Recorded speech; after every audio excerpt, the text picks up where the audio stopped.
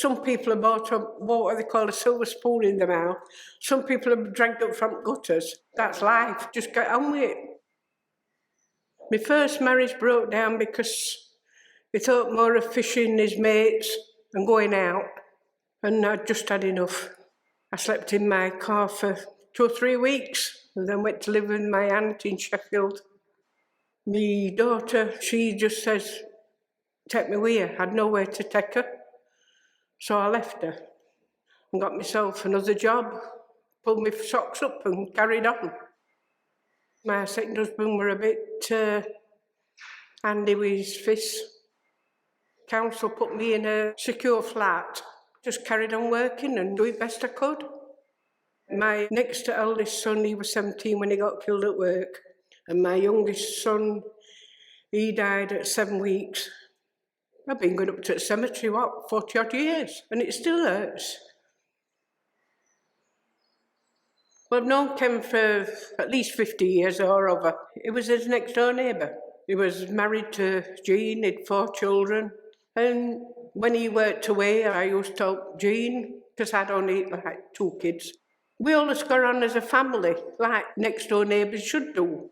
We enjoyed each other's company. I understood him. It was just like talking to a big brother at that time.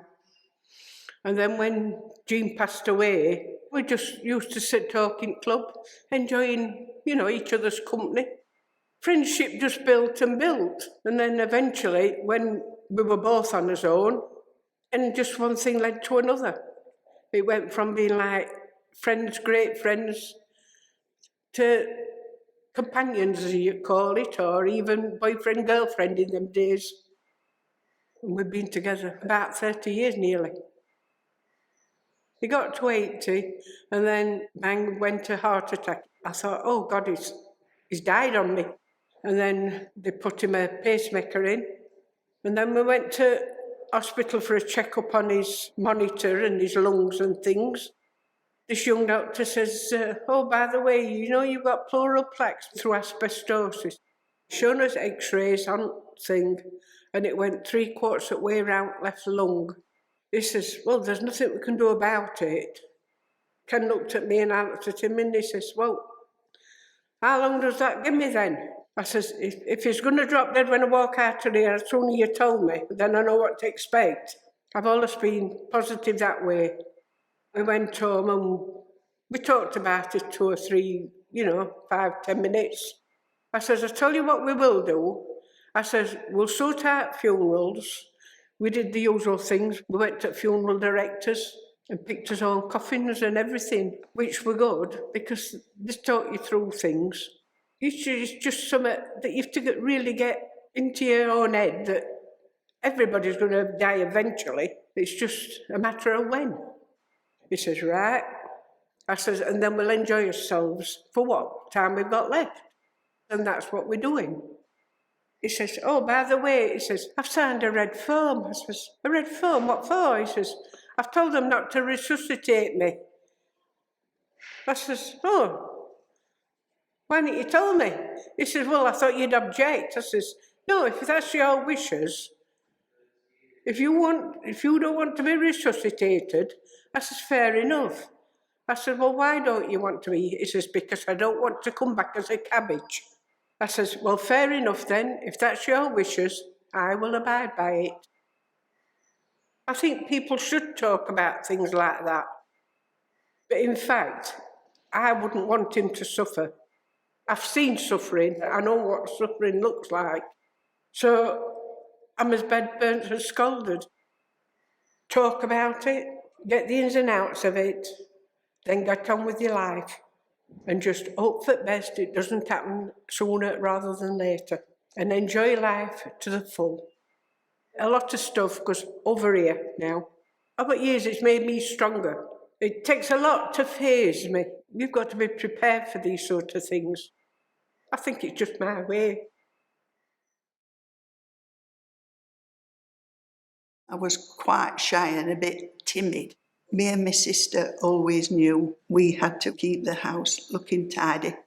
I think everything became a routine. Well, I met Phil through his friends who went to school with us. Our first dances was at Constance Grant Ballroom, and then we moved to Glossop Road Baths. And that's when I really saw Phil, but he was always with the boys. They used to stand round the edges a lot and watch the dancers, but girls danced together then, a lot of the times. And then we all moved to the City Hall, and that was the Saturday night entertainment. And really, that's when I got to know Phil, because he asked me to dance once.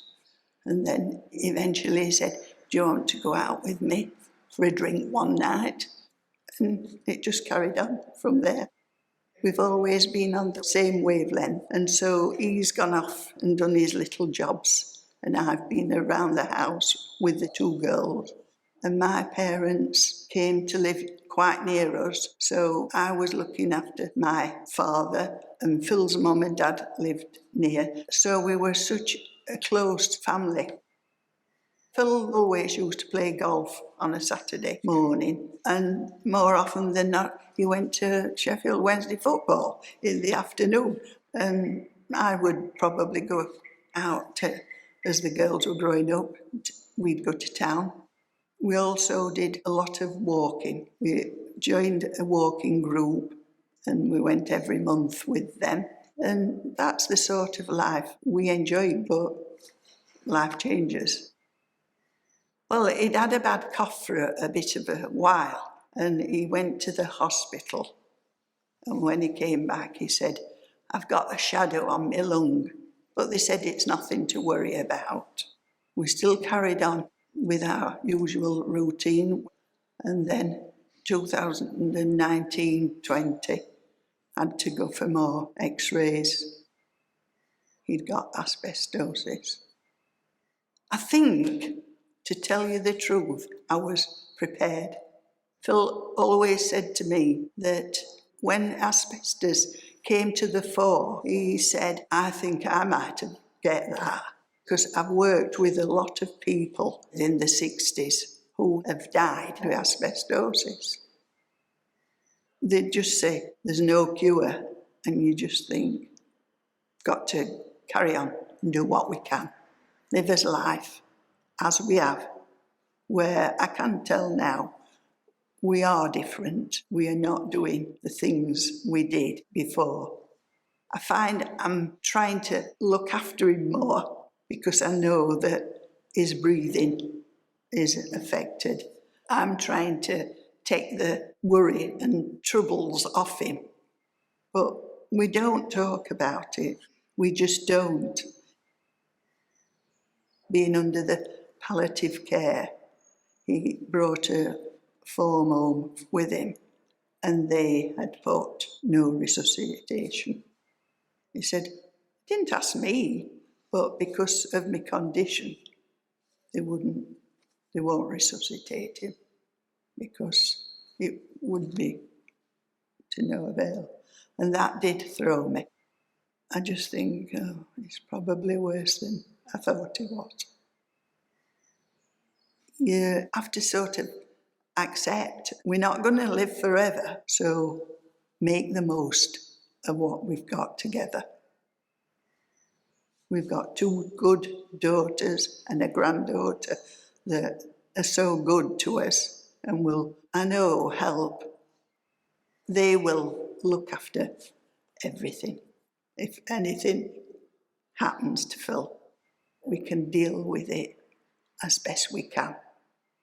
It's the way we were brought up, looked after our parents, both of us. And I know we girls will carry it on and see to us. When I think about my childhood, they were good years for me.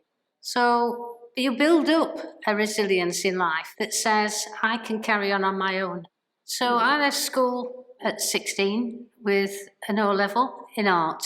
And then I started working in a doctor's surgery. I'd also met my first husband by then. And it was a nice exit away from home. Well, I started nursing at ground level. So I spent 2 years on basic SEN training and then trained in theatre work. And then went on to do a registered general nurse training, which made me a staff nurse. I was a matron then, through to director of nursing in surgery, and then to commissioning and looking at international recruitment. You have to be directed by yourself. Nobody else helps you on this journey. So I met Michael while I was working, and Michael was very quiet, but quite challenging towards me. We actually shared things that I'd not shared with other people. So we took a year's journey in faith with the Catholic Church, and after 12 months, we actually got married in the Catholic Church. It gives us a central bond beyond what a lot of couples probably experience. So whatever happens from there on, we were going to be together. So I retired at 54, and I needed to have something that was still recognising me as an individual person, not a wife of a husband. So I went to college again, and I learned about textile art. I suddenly realised that actually I'd learned a great deal. I could start teaching people this. And then I started taking over the house with sewing machines and things, to the stage where I was really pleased I'd married a joiner. Every time I wanted something, Mike was there to do it for me. And now we've got a lovely group of friends that come every week to see us. Most of the time it's chatter, but I do teach them as well. I was first concerned about Michael when we were in Japan, actually, on holiday. He couldn't get up to this Buddha temple, and I thought that was unusual, very unusual. When we came back from holiday, he went to see his GP, who had said that he'd got asbestosis. Over the next 2 years, it progressed significantly. Michael couldn't do things that he would normally do without thinking. I didn't expect to have to start caring for Michael so soon. I feel as though I've come out of retirement from nursing, and I'm into a caring role now. Michael accepts that I will deal with any health issue that he has, and I will direct care appropriately. I'll just get on with it. Michael is aware of how his diagnosis affects me, because I'm being restricted in living my life the way I'd like to live it. I live it in a way that accommodates Michael, which is different. Everything's got to be thought about. You can either stand still with a problem, which you can't do anything about, or worry about what you've lost, or you can say, no, we'll move forward.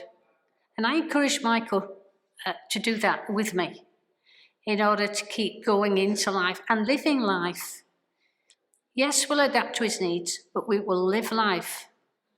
I don't like being called the carer, even in jest. I am my own person. I am a wife. So we've created a family around us, this circle of friends who are so important to us and help us every day, emotionally. When anything happens to Michael, I know that they will support me, and I do not feel as though I would be on my own. It's important to keep your personal independence, doing things that you want to do, because people cannot just live for others. They need to live for themselves. You would need to have a continuation of your life when anything happens to your partner. You need to have something in life that makes you look forward. And as I make Michael look forward each day, I need to be capable of being independent.